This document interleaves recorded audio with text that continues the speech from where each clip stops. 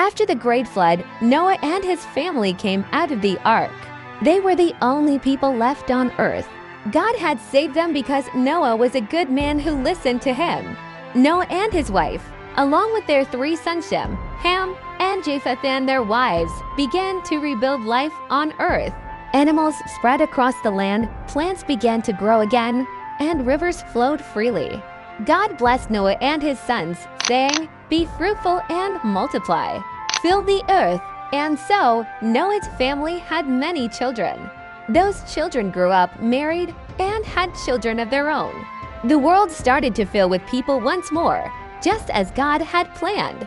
But as time passed, people began to forget the lessons from the flood.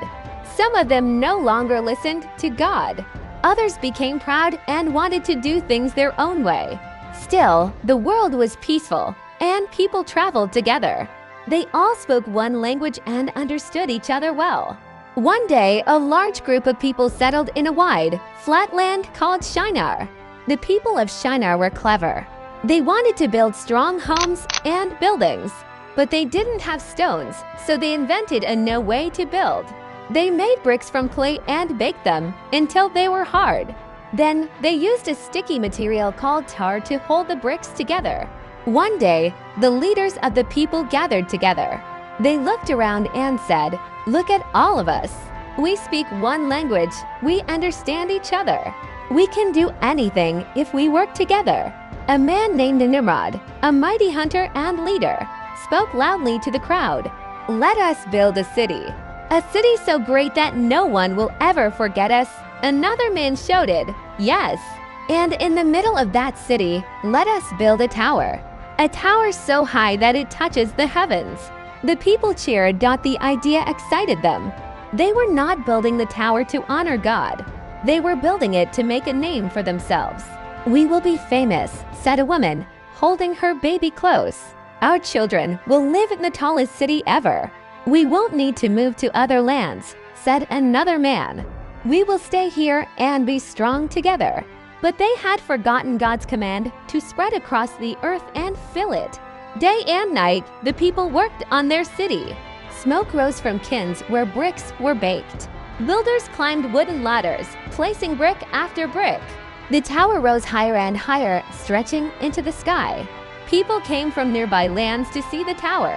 It was the tallest building anyone had ever seen. The workers were proud. They smiled and said, "Look what we have made." Some even began to say, "This tower will reach heaven. We can be like God."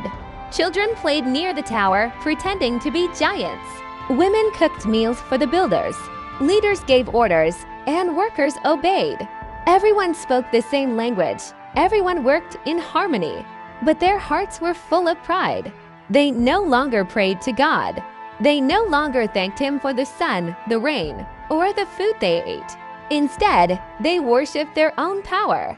They believed the tower would protect them from anything, even another flood.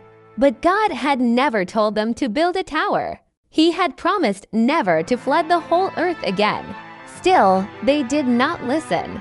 High above the earth, in heaven, God looked down on the city of Shinar. He saw the people building the tower.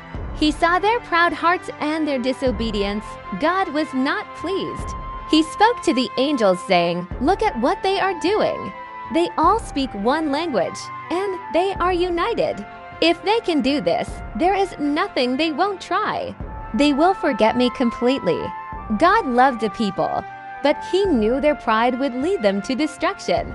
He knew they needed to learn that He alone was God. So God said, "Let us go down and confuse their language." The next day, as the sun rose, workers gathered around the tower. "Hand me the bricks," one man said.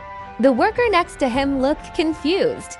"Was sagen essay?" he replied in German. "What?" the first man said. "I don't understand you." Another man came running. "Que pasa?" He shouted in Spanish. "What language is that?" someone else asked. Soon, chaos filled the city. People tried to speak to each other, but no one understood. Instructions were shouted, but workers couldn't follow them. Children cried. Mothers tried to comfort them, but the soothing words they once used were suddenly different. Leaders argued, "Why are you speaking in nonsense? I'm not." They replied, "You are." Brickmakers stopped working, builders dropped their tools. Families gathered together, searching for those who still understood them.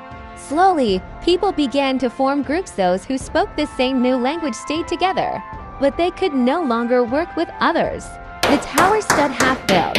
The sound of hammers and saws faded. The once united people were now confused and afraid.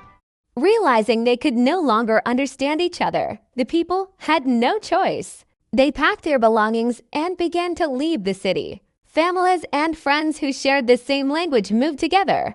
Some went north, others south. Some traveled to mountains, others to valleys. The land of Shinar grew quiet. The unfinished tower stood like a giant shadow, broken, silent, and forgotten.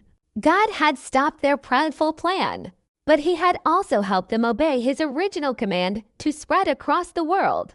New languages filled the earth. Different cultures began to grow. People learned to live in new places, build new homes, and start new lives. Though they spoke in many tongues, they were still God's children. And the city with the broken tower, it became known as Babel, which means confusion. Years passed. The tower crumbled.